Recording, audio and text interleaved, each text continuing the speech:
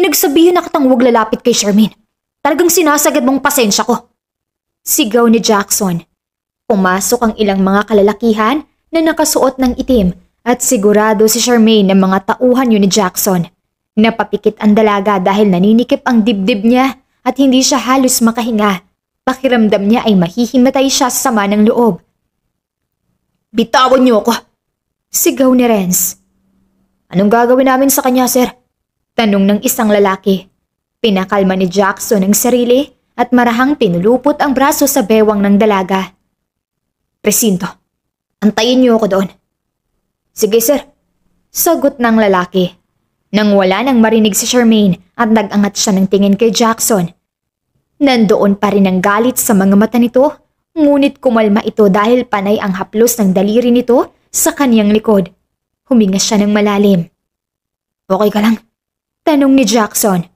Tumango ang dalaga. Ikaw, may sugat ka. Okay lang ako. Alam kong pupunta siya dito at tinakasan niya mga pulis kanina. Kaya nagmamadali akong sinundan ka, tama nga ako. Nandito siya. Napailing si Jackson. Ano nang mangyayari sa kanya ngayon? Tanong ni Charmaine. Ipapakulong ko siya. Sagot ni Jackson. Natigilan ang dalaga at napatingin sa binata. Alam niyang tama ang gagawin nito, ngunit natatakot siyang balikan ang pamilya nito. Naramdaman ata ni Jackson ang iniisip niya, kaya naman hinaplos nito ang pisngi niya. Huwag ka mag-alala, dahil hindi ka na nila mahahawakan. Hindi ka nila babalikan, dahil ako magtataboy sa kanya.